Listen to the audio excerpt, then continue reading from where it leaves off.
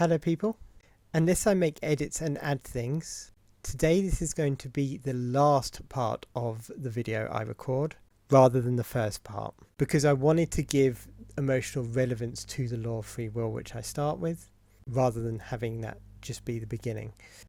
So as I say, at the beginning of every video I stress that I believe very strongly in something called the law of free will.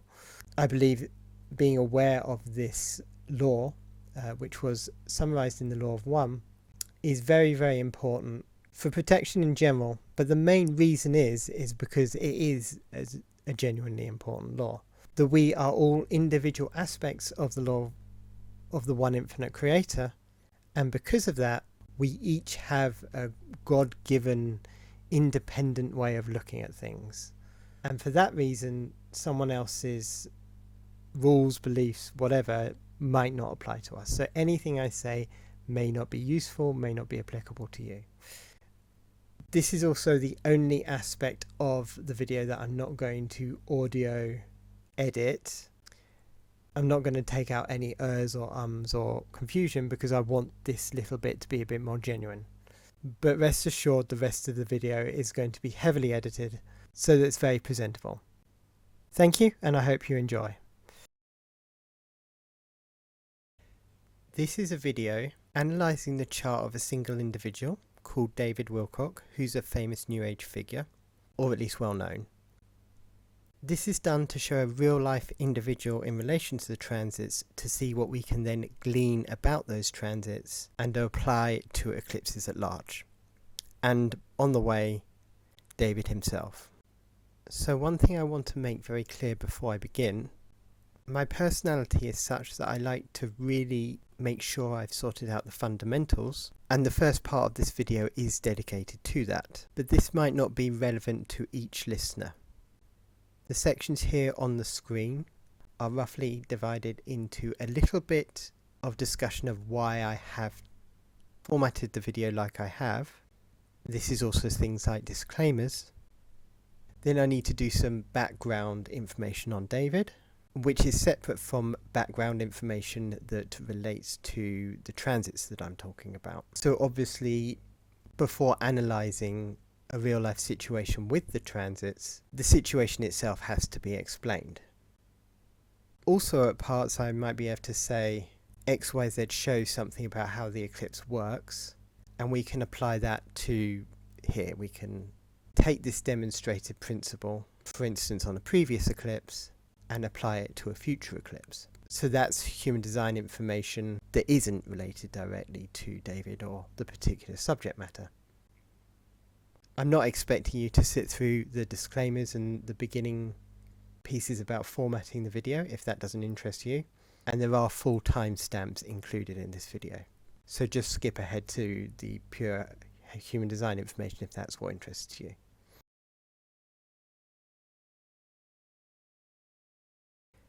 So, disclaimers. You'll notice from this particular part of the video the amount of fundamental background I'm laying down here that I am excessively careful. It's probably not needed, but nevertheless this is how I have chosen to do this video. I'm going to do one half of the disclaimer, which is the emotional side of it. Then I'm going to talk about the formatting of this video. And then I'm going to mention something that almost definitely won't matter in relation to a company called Ritual Network, which, like I said, will be a bit later, after I've already discussed who they are. So you will notice that I'm going to be using very neutral language as I describe this chart and David's relation to it. There are some people that have parts of their life where you have to use the word allegedly, but there are also very clear practical benefits. As I will mention in the formatting section, I have a lot to get through. A lot that I won't even be able to talk about because there is a lot of information. And I'm not going to be sidetracked with this thing that I'm describing here relates to this thing and oh how emotional or moral or amoral it is. The transit connects to this thing and it creates this effect, or reveals this effect, describes perhaps. And mostly this will be about mechanics. In this area, to discuss a mechanic might take about a minute. To discuss all the emotions related to that mechanic might take about 10 minutes, and I've got a lot to get through. Another point in disclaimer is I'm actually recording this at the very end because even though it's disclaimers, this is actually a positive emotion. Firstly, I'm very, very appreciative to have David's chart. He has promoted his own chart. He definitely has the right time and date, and I know a lot about his life, and it's, you know, really, really helpful, and I am appreciative for that. Just to say what I generally think, like I say, I'm not saying these things are definitely true, these are just thoughts I'm having. Secondly, as I refer to at the end, I'm not claiming to get anything right. I'm putting things together through my theory. I could very well be wrong, and I have very often been wrong. Astrology is fairly thankless in that regard. I've never made a correct prediction, and I've been into astrology for a long time. I've got correct energies, but never a correct prediction. Another thing here that maybe needs to be a video of its own, but I might just not do another video. But there's an almost philosophical discussion about astrology that needs to be had, a little point on free will I need to make. Astrology, I think, does get some things wrong, and it does get things wrong in a way that's a slight violation sometimes. And the thing that I think is very important is, and it does relate to free will, but free will doesn't cut it in terms of explanation. You need to feel this, I think. It's important that astrology doesn't claim to have any, to me anyway, it doesn't claim to have any supernatural power beyond the power that other people have. Let me be more specific on that. I used to have a friend. It was a short-term friendship, but it was quite intense, who we were both very, very spiritual, and he was into a different brand of spirituality. He wasn't mechanically minded as such. He wasn't into astrology. He appreciated that I did it, but he wasn't into it. He was very much one of these Buddhist types of people that wanted to have an amazing insight, and kind of a Muji sort of person, if you're familiar with that person. You know, Osho or Muji, people that just come out with their message and they don't need any tools really. So this was in a place I was volunteering, and we constantly talked about this stuff. He one day told me that he had just had this most amazing enlightenment. It was just amazing. He was just like one with creation and everything. It just flipped. It just happened. He hadn't done anything specifically different that day. It just flipped while he was walking wherever he was walking.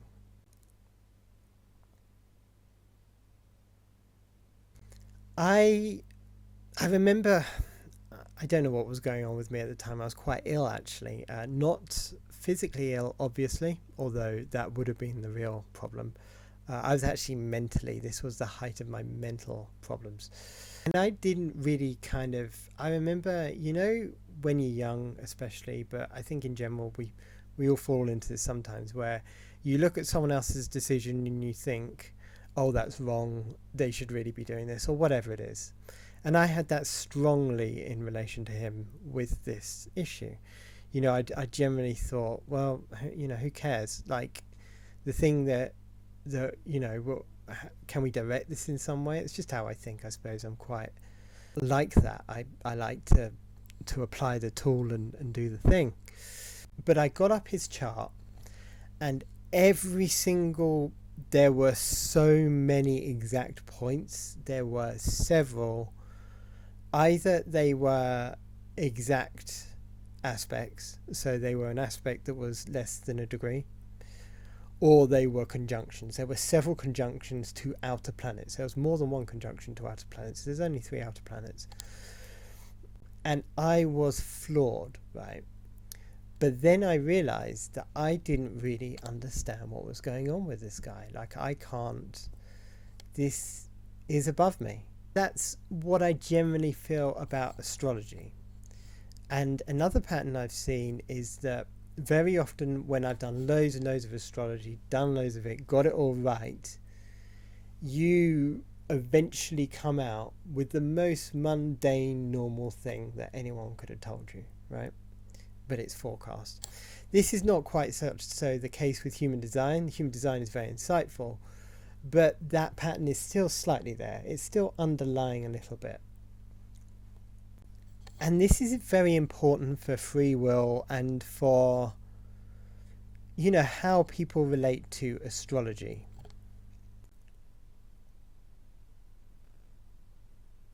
There are a lot of people out there that don't want to engage with astrology or have this dislike for it or the dislike for astrologers because of that kind of attitude. Like the idea that you can look at someone's chart and accuse them of something and have that have any legitimacy. And I think the important point is that a lot of people have their own inner guidance system that is God-given. It is God-given, right? That guy that I talked about, he was in touch with, his version of God.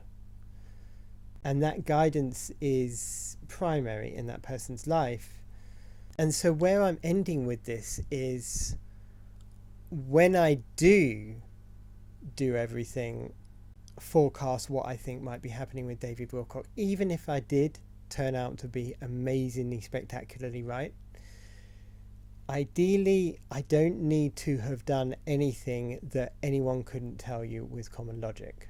If I say that Saturn is going over Pisces and it's creating XYZ effects, well, someone should be able to look at normal life in order to see those XYZ effects, and someone that's more familiar with the case than me should know more than me, right?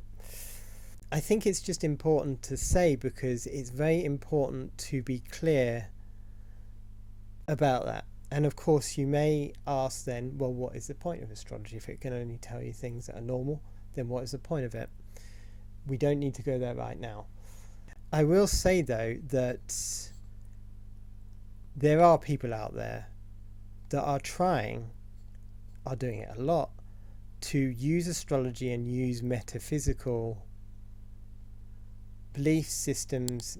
In fact, David does this himself. David will post a dream and expect everyone to believe it because he said it, or will expect everyone to yield to his divine guidance.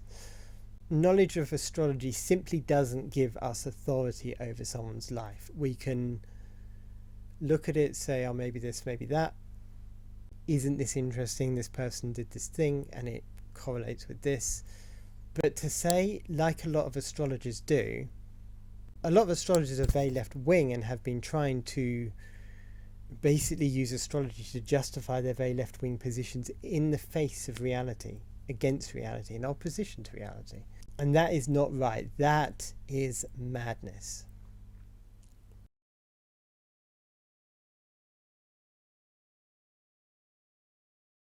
Some notes on the formatting of this now.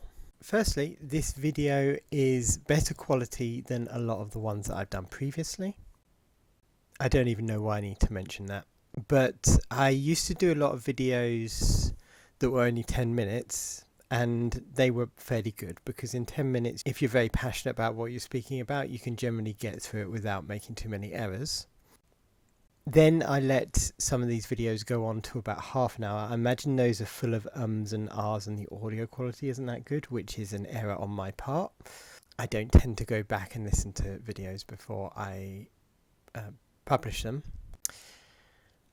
Recently though, I did a video that was a little bit better quality than I normally do, and this was due to the fact that I had gone through quite a long process to figure out a lot of information. Like, I really valued that video. It was, to me, like next level. It was a new thing, I think. But yeah, so I did loads of audio editing for that video. This is called Perspective on Transits. And there were a lot more images that I did, like a few of the other videos where I was talking about something, I would sometimes just put a picture up and do my talking. That is possibly okay for a semi-philosophical discussion which doesn't include technical details. But in this kind of video, I am doing a lot. I'm showing exactly where transits come up on people's charts, and I do in fact need to include a lot of images. In this video, I'm going a step further. I'm actually planning it all out, and I'm only recording specific sections. So I'm going to fit multiple sections of about 2 to 5 minutes in video editing. Another thing that is an issue here, which is come up with my fairly amateur and obviously very low funded videos that I'm making here on the human design, is that one of the problems I realized with the audio before is that I speak too quickly and it's all rather intense.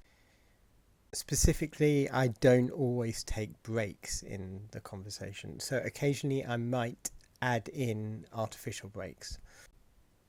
What I mean by that is it should be edited well enough together so that there are breaks naturally forming between sections, but if I feel like I need to, I might just have a 5-second break in the middle of talking about something.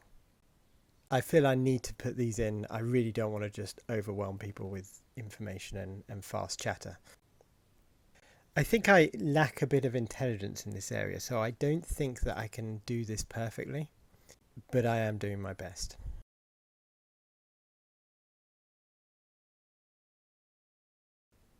Another issue, one that actually takes the last 4 points here, is that this is going to be an incredible amount of information. I will quickly summarise it, very quickly.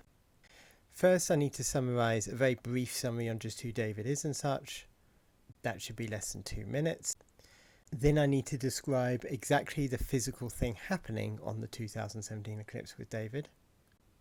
Then I need to describe the human design of the first eclipse and how that links to David. And there are 7 transits for David on the 2017 eclipse. 7. That's not all though. I also want to talk about some transits specifically related to the eclipse, not related to David. So gate 30 has shown its head again. Then I want to link both the transits together and make comments on that. And there are other things I need to include. For instance, there are longer term planets on this discussion. Sometimes with a longer term planet there's a story there. And so I might need to break off and just talk about that planet for a little while. And that is all a lot of information. This brings up a few issues. One of them is that there may be times where a lot of information flashes up on the screen. And I just want to say that if that is the case, I want you to know that I'll be aware of that and I will be minimizing that.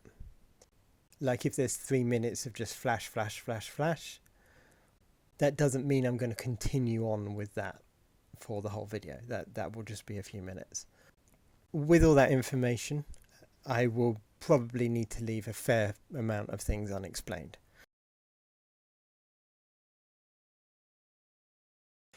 Who is David Wilcock then? David Wilcock is a metaphysical lecturer or researcher.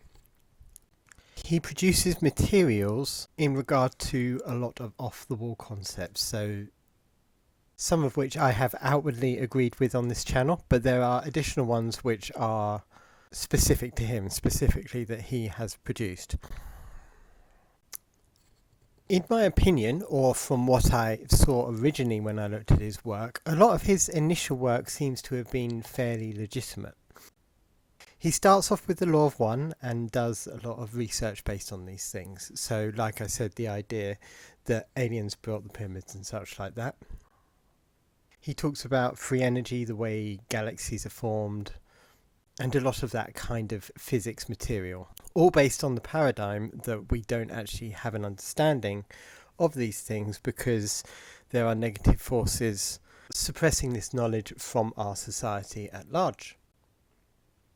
However, another part of David Wilcock's research or output has become more obvious the longer that he has gone on.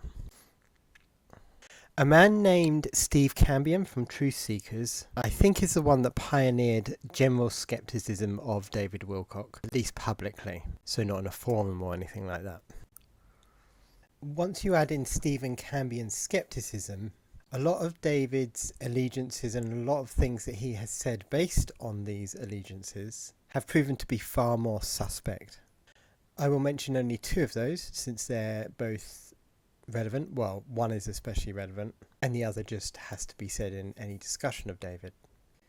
One of these individuals is called Corey Goode, and when Corey Goode was deposed, because he went around suing his critics, like anyone who said that Corey's stories were made up, not correct, he tried to sue them. When Corey was sued, it seemed that he openly admitted that his stories were made up for money. Corey didn't know that these videos were going to be seen. He thought the deposition was private.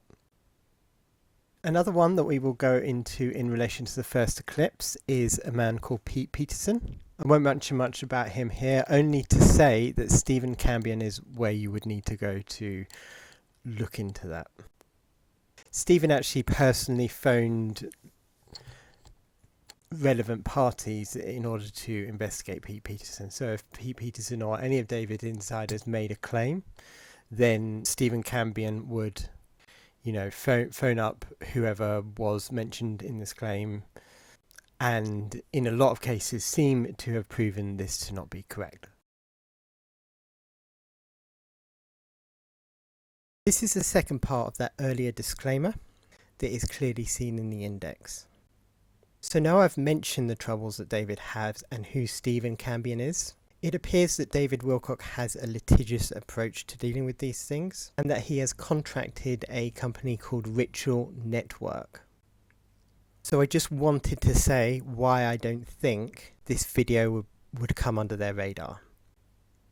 Firstly, even though it is possible for this channel to grow, and it may do in the future, at the moment it is not monetized. And while I'm not sure on the specifics, I'm pretty certain that copyright refers to monetized content.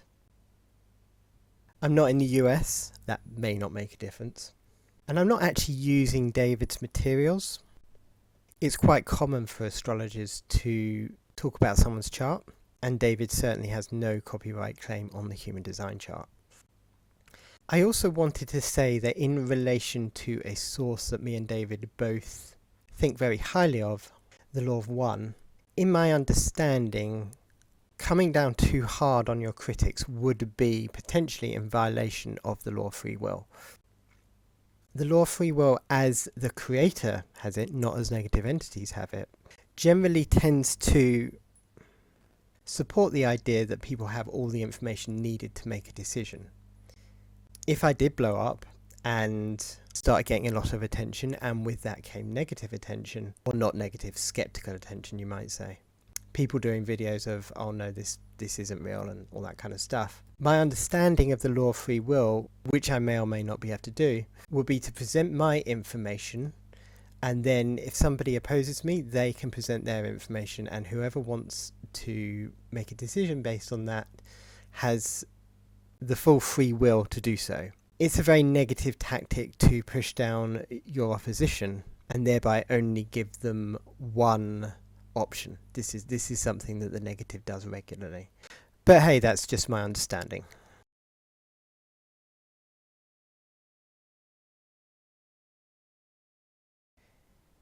The moment I decided to make this video was when, I can't remember when, but I saw somewhere that David Wilcock had done his most recent video on the April 8th eclipse. Now this has been talked about a lot on Twitter and stuff. A lot of people have their attention on it actually, even the Christians, right? So even the people that are, astrology is the work of the devil most of the time, now that they've decided this one agrees with their agenda, it's all fine. So on your screen you'll see that there are two separate eclipses coming together over America. One was in August 21st, 2017. Another was another is coming obviously, April 8th, 2024. When I saw that video by David, I thought to myself, well, isn't that interesting? I haven't watched the video, but you're probably talking about some sort of golden age or some sort of great thing coming at around April 8th. But isn't the April 8th eclipse related to the August 21st eclipse? And what were you doing then? As you'll see from the tweet on my screen, there's a lot of people that think that something really is going on with these eclipses. But I don't tend to look at a situation and think, how does this fit into my understanding with politics and such? I tend to, since I've got more into astrology and deeper into the law of one, think, how does this affect people personally? I have some vague ideas and I have some questions. Not really a great combination. My question is really like, how much do these eclipses actually connect? And my vague ideas are things like what was going on in my life and what was going on in the world at that previous eclipse. I'm finding that I have to think more in terms of energy than actual physical events. For me, this period was a period where I started working in a new place from the previous set of eclipses in the February before, in 2017. There were a fair few amount of energies that do seem to have expressed themselves fairly neatly within this eclipse period. But I don't know whether I would say that anything is likely to particularly conclude. But then it's not April 8th yet, is it? Anyway, so what was going on in David's life at this time was 4 days before, on the 17th of August, David came out with a story about how Pete Peterson, one of his insiders, had a lot of his super technology stolen from him by the police, and they were bulldozing his house, something like that. Now saying this, I realise it sounds it just sounds a bit off, but I was younger then, obviously. Stephen Cambion reported how he phoned the police that were meant to be doing this bulldozing, and they reported to him that it was basically a story of Pete Peterson being a bit of a loser. Like, he had bottles of piss in the house, dead cats, and he was a con artist. That's how Stephen Cambion puts it from his research. I think this was the first time David did this so brazenly. To my memory, and I followed David very, very closely back in the day, David was kind of quiet, not really a very outward character, just writing blogs on his website. And then around, I don't know when it was, like 2015, maybe before, he came out with Corey Good as one of his insiders. I think this was the first person he identified as an insider of his. And then he became kind of larger, kind of bigger. Now, Corey Good was someone that came out with a lot of stories that he was, being an ambassador to extraterrestrials and all this kinds of stuff.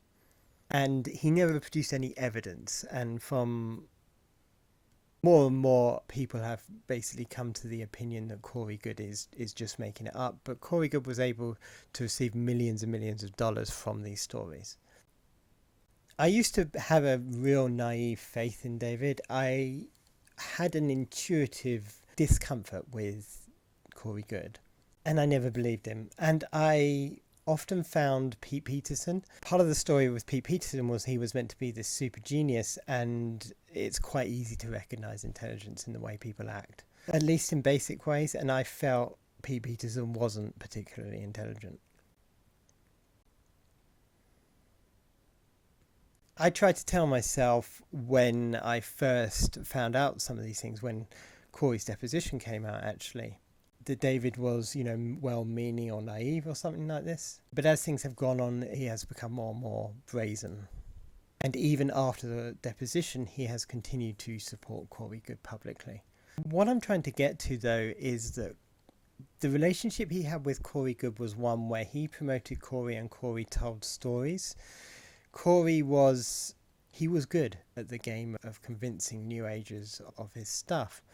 But Pete Peterson, I would say, was a different kettle of fish. So Pete Peterson, this fundraiser that he did for Pete Peterson, was an event that he claimed with Pete Peterson, which was designed to crowdfund money. It's not quite the same as what he did with Corey Good. With Corey Good, he just promoted Corey Good and they told stories and I'm sure crowdfunded and stuff. But This was David promoting an actual event that needed emergency funds. I will come to this specific point in relation to transits, it's why I'm stressing it. Anyway, so I'm going to bring up the transits for the 2017 eclipse and see what we can see here. So this here is a 2017 eclipse. Unfortunately, I can't really go into the eclipse itself, at least not yet. I'm going to have to dive straight into how it affects David's chart, with only one or two exceptions. And the first exception is here, gate 30.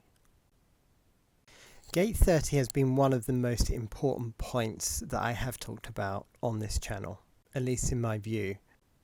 I did a video previously on Chiron, Neptune and gate 30, but my thinking on the gate 30 I'm not even sure can accurately be expressed. So I'm going to have to express it without being able to explain it more fundamentally. But I theorized that a lot of the problems that we have in the kind of culture war comes from gate 30, and it comes from when Neptune and Chiron conjunct there. It's the highest point of narcissism because the two sides of narcissism, Chiron being the wound, the compulsion, and Neptune being the mystery, the cover, which isn't compulsive but may very well pretend to be compulsive. And these two planets in gate 30.2 in I think February of 2010 have been massive in relation to narcissism and a kind of not self energy that just sits there. What specifically is this about? Well, I don't really know. The gate 30 is, I don't have it in my chart. I have seen it in other people's charts and in transit, but it is a bit of a mystery to me.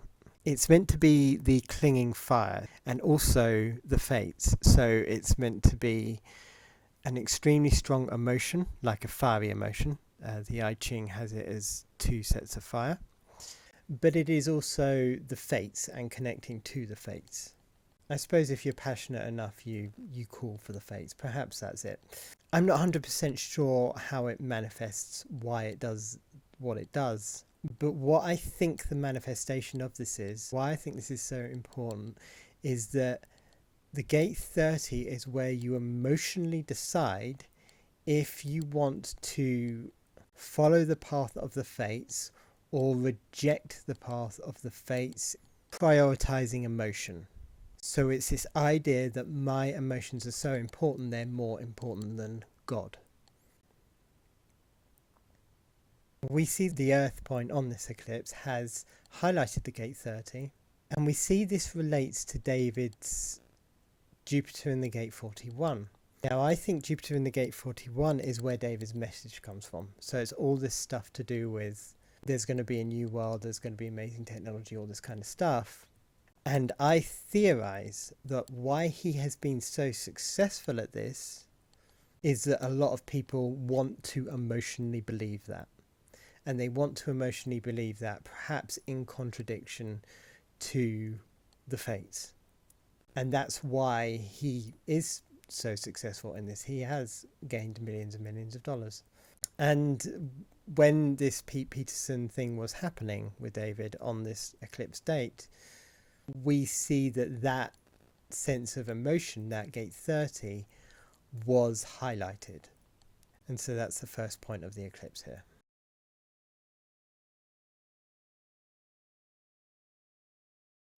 Next we go to the sun of this eclipse, which is always the most important planet. It is humongous, right? So it's got a lot of neutrinos going through it, and this is where we base the science of astrology in the human design. I will be mentioning how transits affect David's chart. I'm not going to mention the transits themselves. It's just too much. So in this example, I'm mentioning his gate 46, not the gate 29 that is connecting the channel here. This is what it says about gate 46.6 in the White Book, and this is David's natal Pluto. So it's about a very strong survival response. It's his conscious Pluto. In the exaltation, the wisdom to secure one's identity through careful consideration of the restrictive potential of commitments, the determination to say no to restrictive commitments, and in their detriment, deceiving oneself and others by overextending one's resources and eventually being in the position of having to break promises, a drive for success that will not say no and will end up breaking promises. To me, what that says is it's basically you're in a situation where a responsibility, a commitment that someone is giving you, could be bad for you. And do we think that this idea by whoever it was good for David? That's a rhetorical question. The next one is Mercury, highlighting David's gate 37.6 in his conscious Venus. Now, I have another point to mention on David's Venus in the gate 37 in relation to the Saturn transit of 2024. But for the moment, all I will say is it seems to me that the gate 37, Venus in the gate 37 for David, gate 37 is about community. So this is the part of him that goes out and says to the community, you know, this is what the deal is, and in this case is we need emergency funds. And you also have Mercury being the one to highlight this, to complete the channel, basically aiding his conscious Mercury here. And so what is this, obviously? Well, this might very well be George Norrie, having helped David express all this stuff through a very mercurial medium, like anything to do with the news or radio or anything like that is thought to be Mercury in astrology.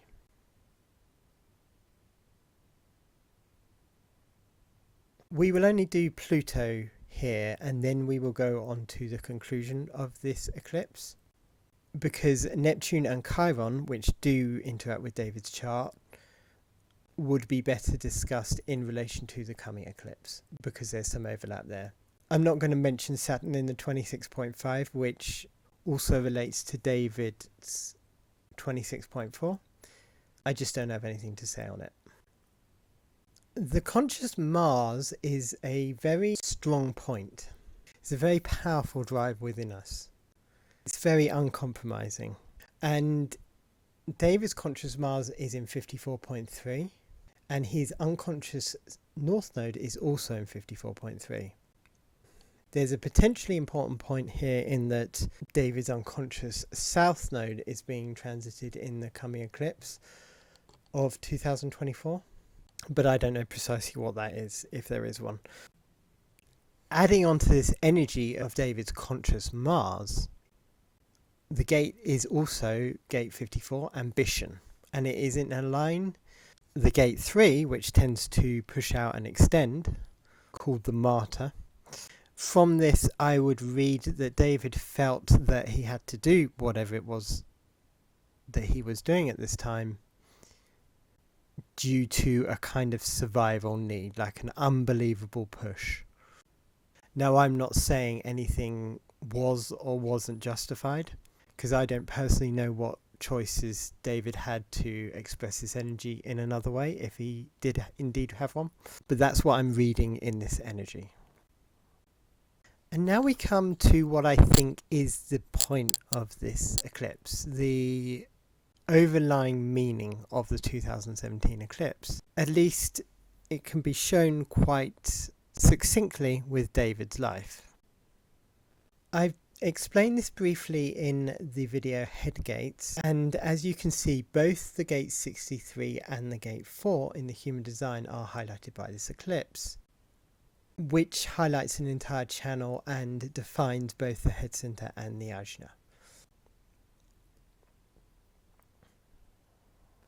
The gate 63 is known as doubt.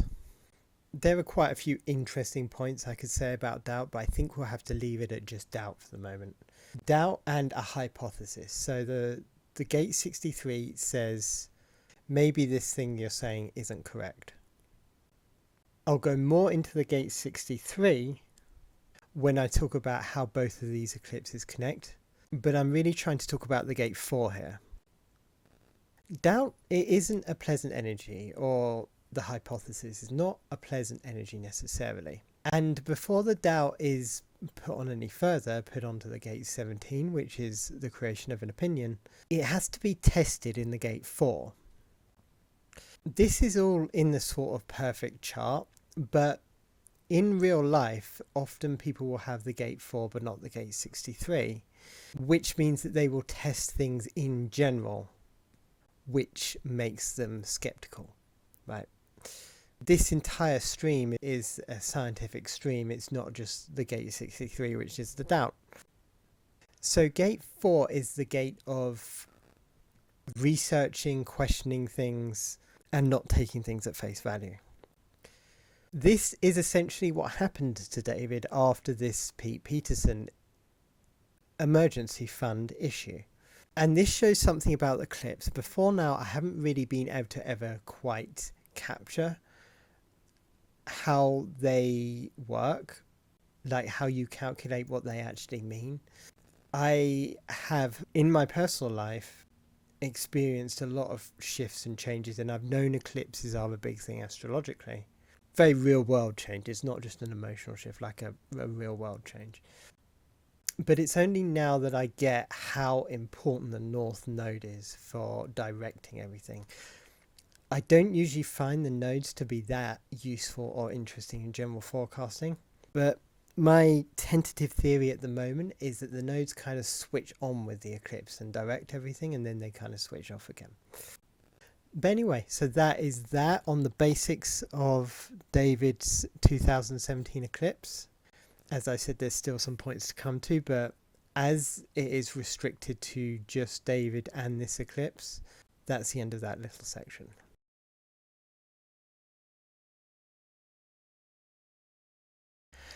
I realised the best thing to do is to go straight to the 2024 eclipse and then go back and talk about how they compare to each other.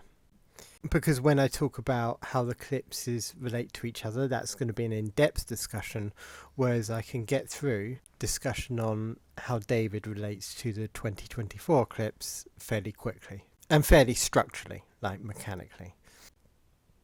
I'm going to have to go through just a little bit of explanation of the interim period, so what's been happening to David since 2017.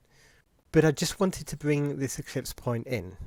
Now, it's not on his chart because the charts from Jovian Archive don't have this point, but David's Chiron is in 51.1, which I have 2 points from my design in 51.1. It's a very interesting line talked about by Rahu because he had it in his moon. But as I said with the 2017 eclipse, it seems to me that the focal point of eclipse is the North Node. So this is where I'm going to end, but I'm going to come back here. I'm not going to start here. So the North Node eclipse on 2024 on David's natal Chiron is where we're going to finish. At least this section on David. We may talk about the eclipse a little more after that. So what's been happening with David? This will partly come from Stephen Cambion. I don't really have that many sources on David. I used to religiously watch everything he did. So I have what he said, but obviously he hasn't talked about like legal cases that are working against him and such. Part of me likes the story of David, like as I said in the last video, there's some part of me that craves something spectacular, craves getting out of this mundanity, and the way I've determined to deal with that is to do things like research Nikola Tesla, read the Law of One, that kind of thing. But David very much offers that kind of illusion, perhaps. I suppose at the moment there are two main things going on with David.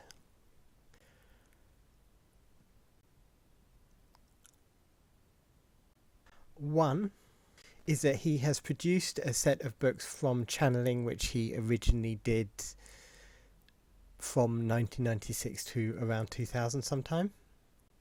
He feels these to be prophetic, and this is the main thing that he is promoting. At first these were a set of books for a fairly small amount, then I think they went up a bit. So I think they started off as in $40 and I have them. This was just before I really lost faith in David, to be honest. Then he raised the price to $100 and then he added in a lot of video material to advertise the books plus his narrative on them in video form for $333 a time, I think. And this is what he's actively promoting at the moment. The other linked thing here is that David has said that the channelings and dreams and his personal circumstances has convinced him that he is the father of free energy, and that he has put a lot of his money, almost all of his money it sounds like, into a company called Stavati Aerospace. Now Stephen Cambion has followed this, and he states that Stavati Aerospace is a fraud company, so they don't actually produce anything. And it's not looking good. I suppose there's another point we might mention here, and I think this is a little bit to do with his manifesting channel, the 3635, with the 36 being the Mercury. I will comment on what I think David's emotions are, I think, at a later time, when I get to the end and I talk about the 51.1. But as general background, it seems to me, and it seems to, so there's another group of skeptics that narrate David's lectures called Hidden in Plain Sight. It seems to a lot of people, I think, that David really, really believes what he's saying. I don't really know how this can be squared with the apparently fraudulent behaviour, but he does seem to, genuinely believe we're going to move into a golden age, and perhaps that's why one of the issues that he has at the moment is that he hasn't been, as he says, he hasn't been paying taxes. This could be cover for Stavati being in financial trouble, I'm not sure. But he definitely is doing behaviours that would suggest that he has an unbelievable faith in the things he says. So, for instance, investing all that into Stavati. He's invested more than $1 million in Stavati. Anyway, so here we are. And I'm only going to go through 3 points of the eclipse, not including the 51.1. Notably, both of these points relate to the south node. This next transit is a little bit weird. I've just suddenly noticed that this transit could very well be this exact video coming out of Mercury. I suppose that's unlikely, but it would be somewhere. Since the Mercury retrograde hits my gate 3 and goes backwards, relates to the Uranus in the gate 3 in the 2017 in my own chart, that would all fit. But nevertheless, we have the eclipse transiting Mercury in the gate 42, energizing David's south node of the unconscious in 53.3. In general, if you look at most hexagrams, the exaltation is if somebody has an energy and that energy is responded to positively in the world. And the detriment is exactly the same energy, but just the world doesn't respond very positively. It's like the stubborn person that has the right idea and succeeds, or the stubborn person that doesn't correctly perceive their opposition and fails. But both of them are stubborn. That's not this line, that's the example. This line for David is the aversion to conflict. In the positive, it is the successful aversion to conflict. And in the negative, it is the attempt to avert conflict, but because of the disharmony that the personality has already created. This is tactically called the unconscious in the White Book. The personality cannot avoid the conflict.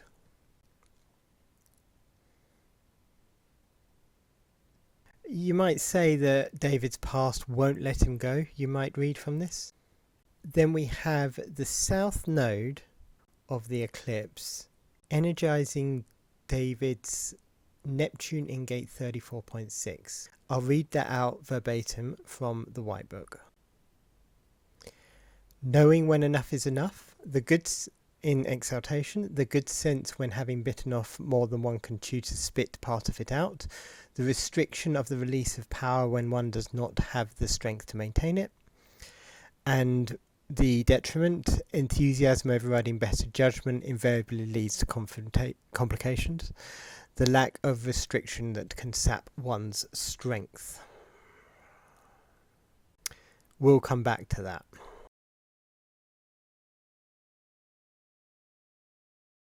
I want to go into another point quickly with Uranus in the gate 23.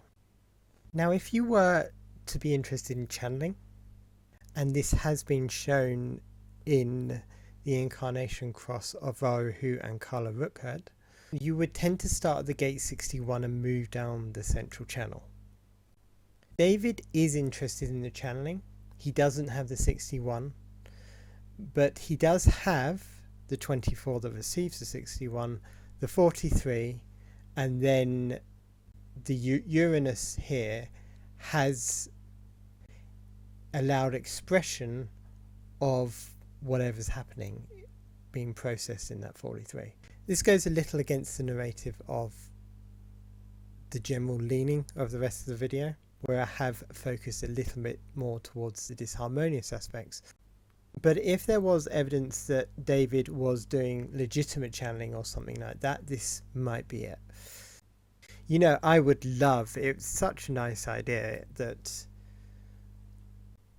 David's work actually turns out to be genuinely prophetic and, you know, like a kind of modern Nostradamus, and things really work out, and then he's producing hover stuff, and then I was the one who used to read him and stuff before a little bit of lack of faith in the end, but I don't see that happening. Even so, this is an interesting transit. When he was actually doing the channeling, Neptune had just finished up its transit of the gate 61, so, you know, perhaps that was sort of getting him ready for the channeling. Uranus is very, very important to any sort of revolutionary sort of aspect. It's very, very intelligent, very scientific. We won't go into Uranus any further though, but I just thought I'd mention that. There are 3 points between the eclipses that I want to go into. I might only go into 2, or I might go into 2 now and bring in the Uranus point later on. But we have here the gate 36 with Chiron, gate 36.6 even, with Chiron in 2017 and Neptune in 2024. And then the gate 63 in both eclipses. We will start with the gate 63. We need to go into just a little bit of Corey Good when we get to the gate 63. So in 2017, this was Corey and David's heyday. This was when Corey would just say that he got taken up into stars with bluebird aliens, and people would believe him and give him loads of money. If you look at Corey's human design chart, you can see in his conscious north node, he has the gate 63.1, which, if you recall me talking about this earlier, the gate 63 is doubt. So what it could be reasonably hypothesized that Corey was thinking is he had the ability to look at something and doubt it and see that immediately, right? So he had the ability to look at the New Age and think, oh wow, that's all a bit not right. But these people spend money without needing evidence. He likely had 2 choices at that point. He has the energy in his north node, but what does he do with that energy? Now there are 2 choices. He could have gone, if this was a big deal for him, he could have gone the Steve Cambion route. He could have said, let's push against this. Madness, you might call it. But instead what he did was he thought, oh, you know, I could really benefit from this. And very few people in the New Age community in general had the appropriate amount of doubt, gate 63, towards Corey and such. And I would say that Neptune in the gate 63 concealing that doubt is why that was. So unlike a few of the other transits that I've said, where it's quite clear what the transit is, Neptune is always the most mysterious and difficult to grasp energy. But then fast forward today, how is that playing out? Well, now Saturn's there. And I know I associate Saturn occasionally with government tyranny and such, but sometimes Saturn is just perfect. Mwah! About a day off when Saturn entered the gate 37.6, which is both David and Corey's conscious Venus, Stavati Aerospace, which I previously mentioned, had a default judgment against them and has had to pay about 123,000. This, I think, really shows that the transit of Saturn is starting to bite into David, Corey, and that whole group now. There are other examples of this transit, a few others actually now, but this is the point of the gate 63 here. We see both Mars and Saturn on the gate 63. They are conjuncting 3 days later on April 11th. April 11th will come up a few times. And well, I can't say that bodes well for this New Age community. In fact, I would say that this part of me looking at this would forecast that if you're combining Saturn and Mars, Mars is obviously aggression, I would say Stavati and the New Age community, the Arrow report and the other things that have been happening with Gate 63 will be very intense at this point. The other one here is the Gate 36.6. Now, I mentioned just a second ago a very important date of April 11th, and April 11th is firing on all cylinders for me. I've mentioned a few times that Pluto goes into the gate 41.1 on April 11th, the beginning of a cycle, a very, very significant point. And Neptune goes into the gate 25 on the same day. This means that it will leave the gate 36.6. In my personal experience, when Neptune leaves, the actual day sometimes that it leaves a hexagram is when you find out what was going on in the hexagram with Neptune in there. Remember I said that Neptune completely covers the energy.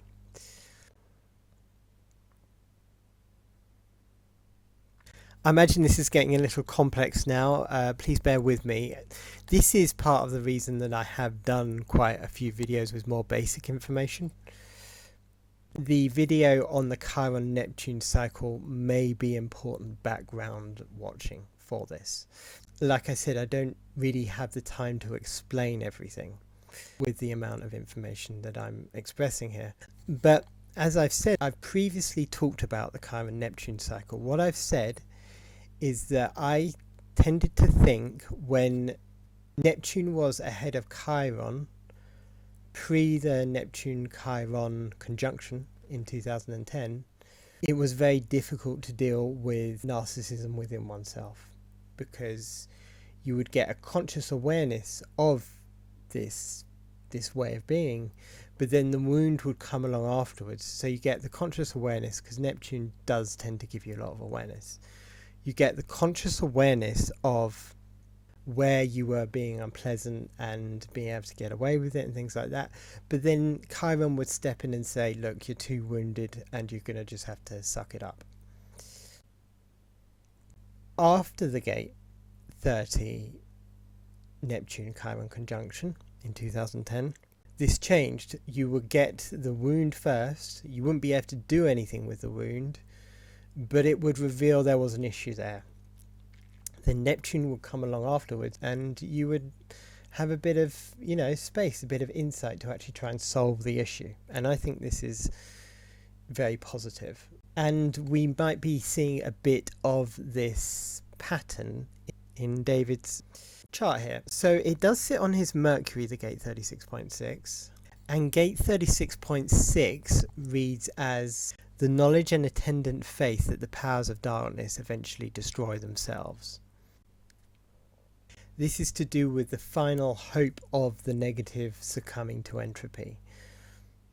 And you can see that in David's message. You can see that that is the kind of thing that he would talk about. This time when, you know, the negative are all going to get arrested or whatever it happens to be. So to put that together, what I would say is that in 2017, David had a strong wound compelling him to do the things that he was doing. As I've mentioned, the Pluto in the 54.3. But now, in 2024, David has enough insight from Neptune to not go along with it, to not go along with Pete Peterson's similar style of thing. We still have the north node of the eclipse sitting on his 51.1 in Chiron, but the natal Chiron is very different from the transiting Chiron.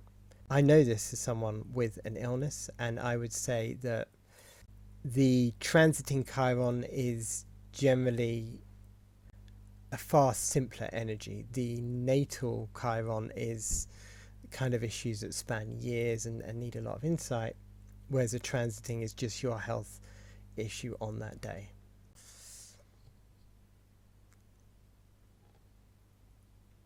Okay then, that was that. Bear in mind, before I go any further, that a lot of how I planned this hasn't gone precisely how I planned it, and it is likely that I will use value judgments in my final summary. I said fairly early on that I didn't want to deal with that, but I'm going to have to bring all this story together in a way that does acknowledge the real world, so to speak. It can't all be super technical. And so I'm going to summarize this without doing the fundamentals for everything. I'm going to just state what I think the eclipse is probably going to be, how I think David is going to relate to that, and what the situation might be going forwards.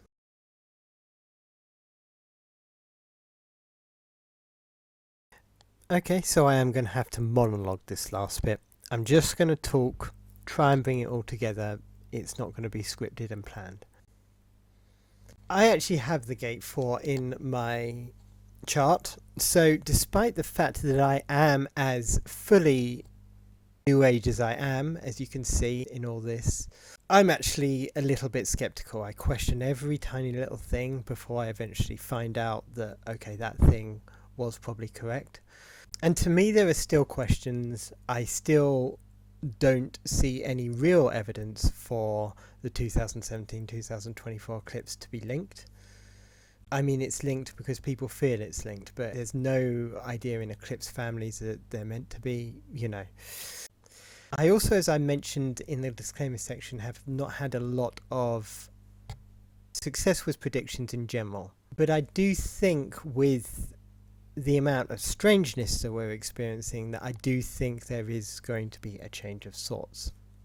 But let me tell you how I think this eclipse might work out. If we were going to take this sort of utopian ideal, or as utopian as I get, which is not very utopian when I'm not paying attention to David, what it looks like to me is that I don't see anything happening on April 8th. Now, of course, we see that political events are often timed to eclipses. If you're aware of eclipses, you just see it. There's been so many heads of state visiting different countries on exact eclipse dates. And as we saw with that other tweet, the eclipse midpoint was when the first COVID vaccine came out. So eclipses are definitely a thing. But to me, Pluto and Neptune go changing gates is the really, really big thing, and that's going to happen on April 11th. So I don't see anything happening on April 8th. I do see something happening on April 11th. And it could get even worse than that. It could be like a subtle change, you know? I was thinking, after having done what I did on Pluto in the gate 60 in the last video, what if that cross into the 41 is just a subtle change, like noticeable but subtle? and how kind of irritating that would be. We all got too much of a nice example when Pluto went into Capricorn and the entire banking system crashed.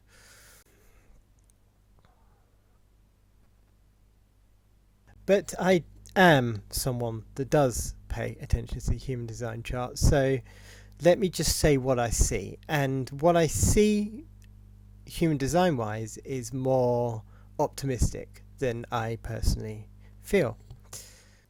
And to imagine this, imagine you're an angel, imagine you're a positive entity, and there's loads going on, loads of different extraterrestrials around this planet called Earth, and there's loads of people, loads of different levels of intelligence, and loads of stuff going on.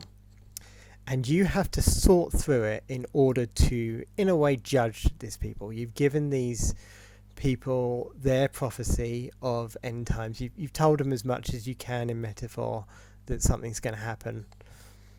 And for some reason, you are the one that is in charge of actually sorting out who the good ones and who are the bad ones. This is the wheat and the chaff. What would your challenge be in that? Well, to me, the challenge would be that, and this was also talked about in the Law of One in relation to Venus. The challenge is that a lot of people have a lot of good or bad or whatever things that they never express. And the second challenge that's related is that you can get two people who are both professing the exact same thing, and one of them's lying. It could be the good one's lying to fit in, or the bad one's lying to pretend to be not as bad as they are. But you've got two people, and you have to sort out a way to get them to reveal what's going on inside them, right? Because you're judging them, essentially. And now the example that I'm going to use, and I think this probably does go to the gate 30 that I mentioned before, is a kind of loyalty to the establishment. You have people in a workplace. The workplace isn't terrible, but it isn't nice, right?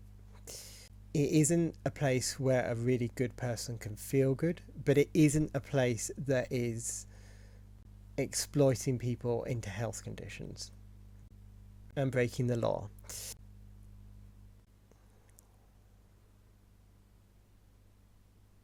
You then have people that are sadists in management who are on their own power trip and really enjoying the fact that they're the big boss and making people's lives miserable, enjoying it, and these are the bad guys, right? And then you have other people that are basically going along with it. Basically, when gossip comes along about the staff, they nod their head in agreement and all that kind of stuff. And they go along with all the political thing. They go along with most of it, but privately, they don't really like it. And if they can sort it out so that they don't have to be in that environment or do anything bad, then they just won't do anything bad. We all know this goes on, and it happens with everything. It happens with different political parties, different religions. This is how the world is. Now let's flip the perspective on this.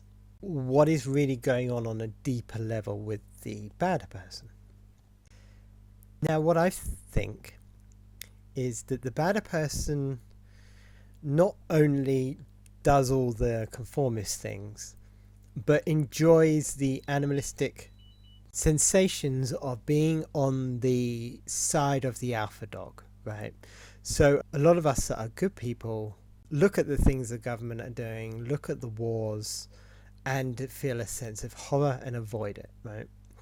But a lot of the people that, in this example, this analogy, a lot of the people that are kind of crappy people, they enjoy it. They're like, yeah, I'm with the big guy. Yeah, we get to come to your country and kill your kids.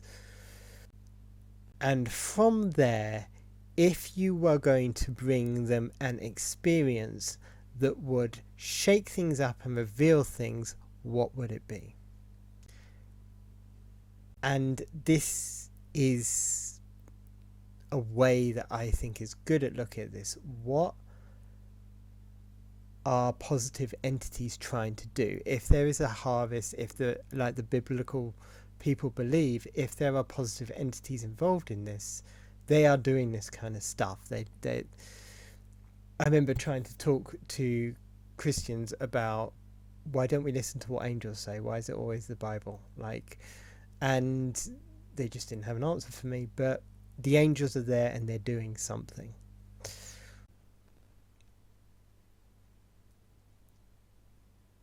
And what example would that be? I will tell you what I think the example is going to be.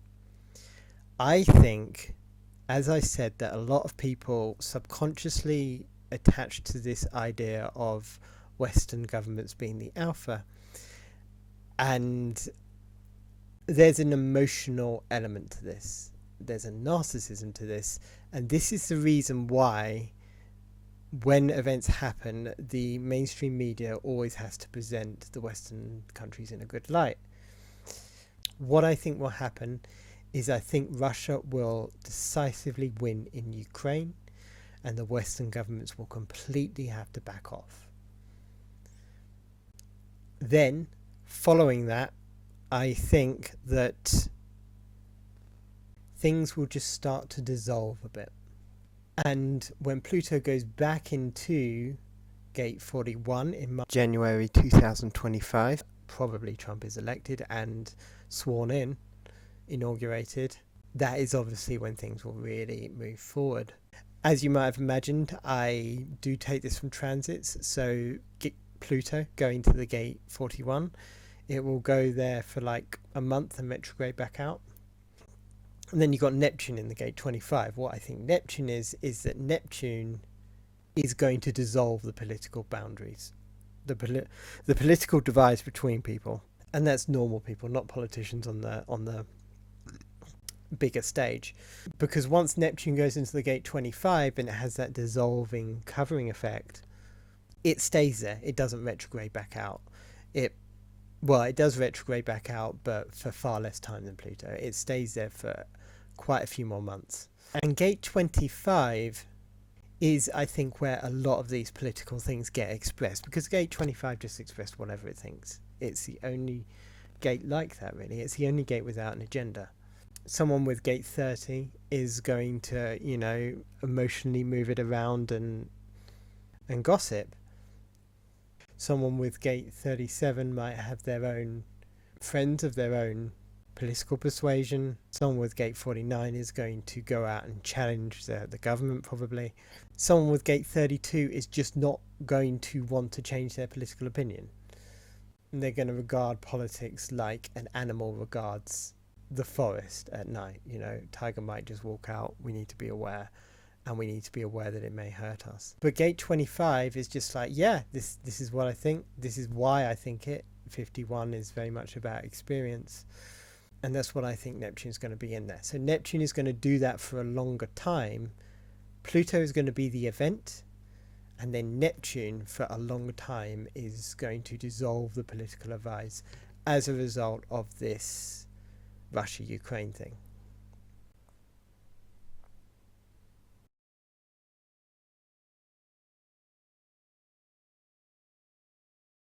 I'm going to close on 3 bits of human design information and then try to bring it to a central theme quickly.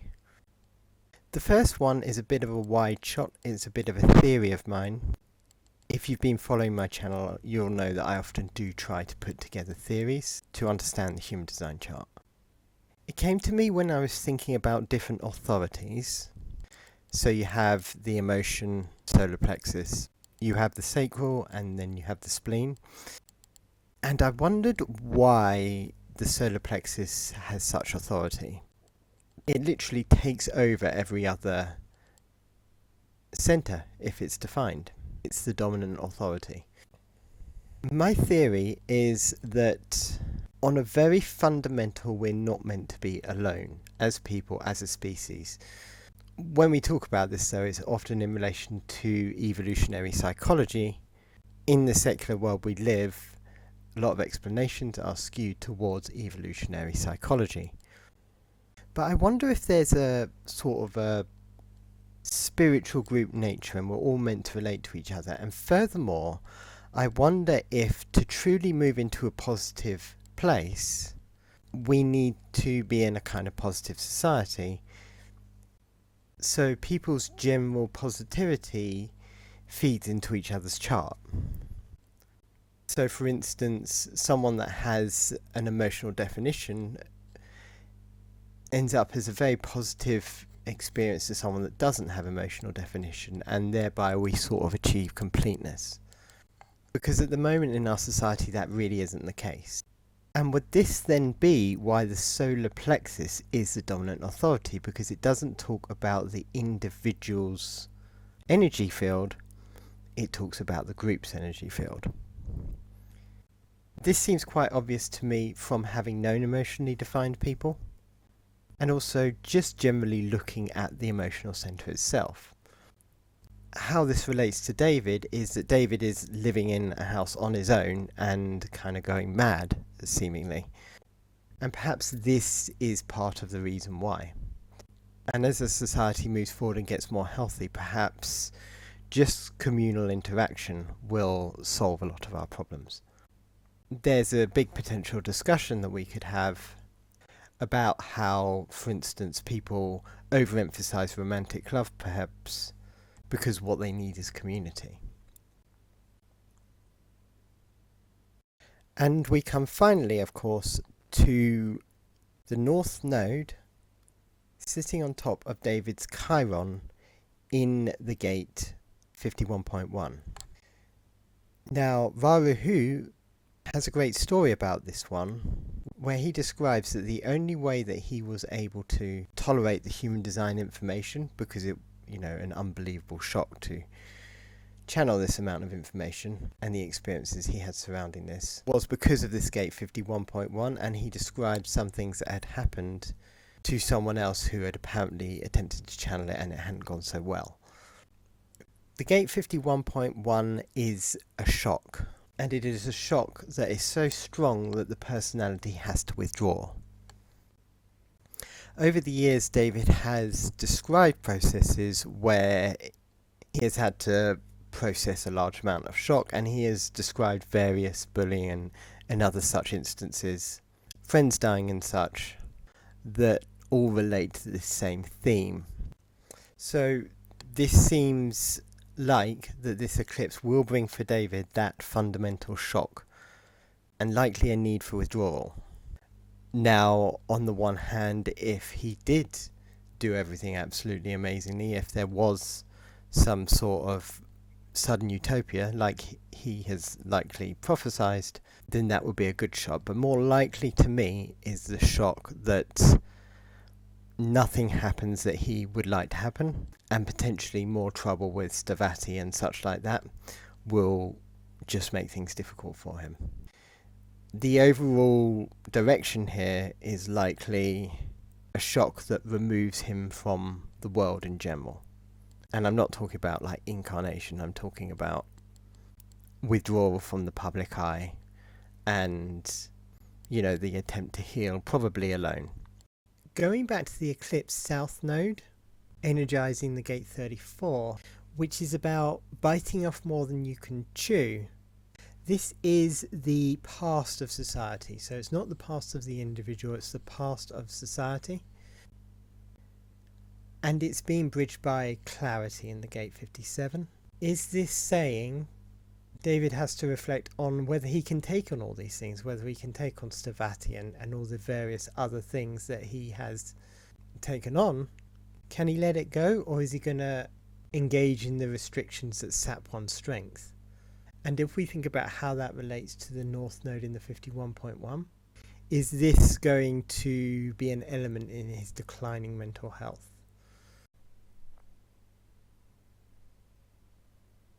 And how does this affect David? We have to come back to this. And this is where I come to value judgments, like I said before.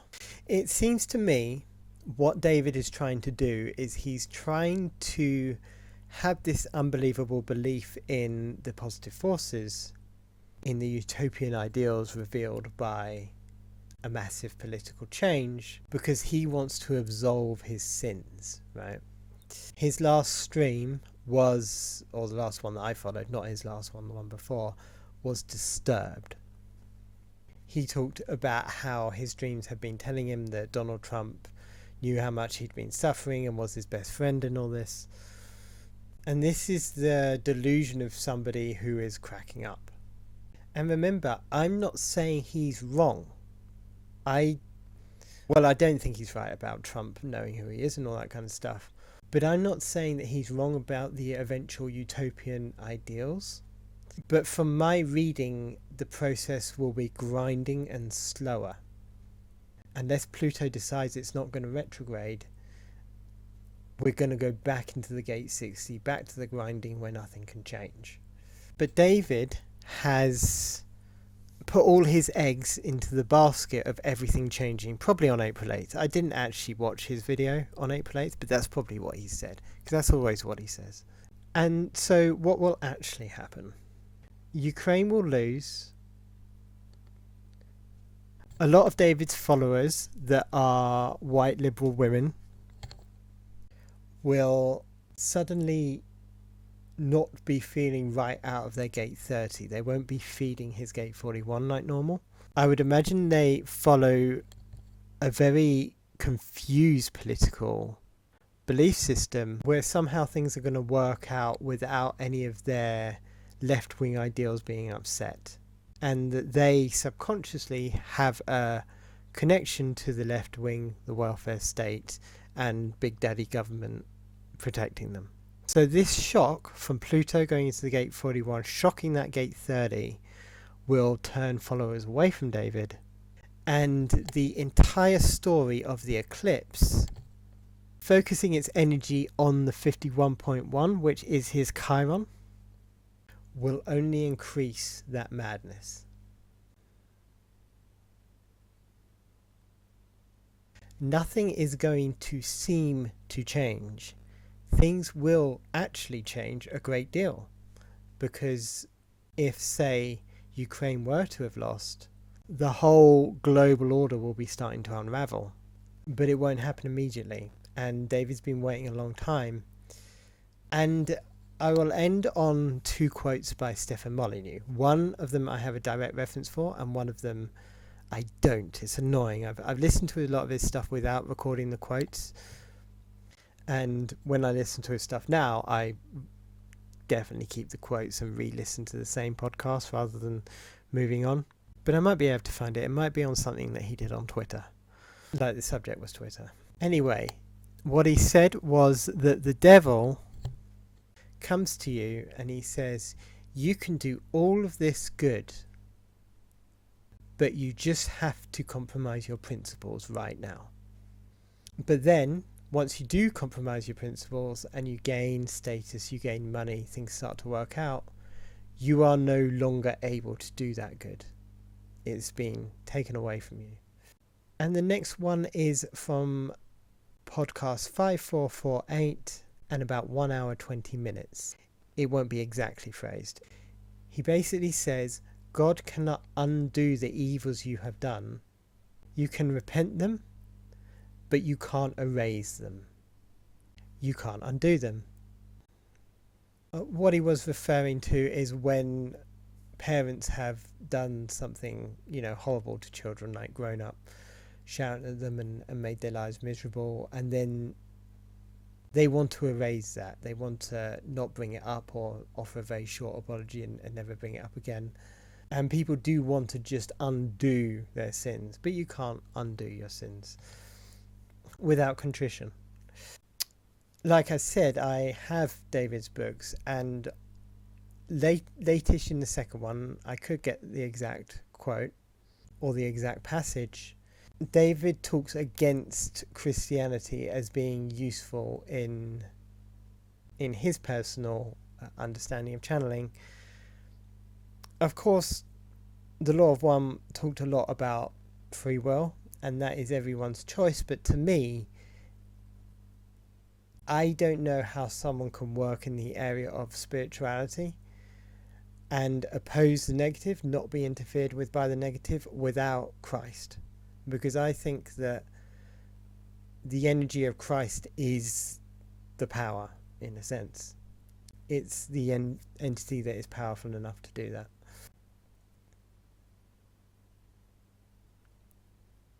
Anyway, that was a miserable note at the end there. I hope you enjoyed all this, and thank you for listening.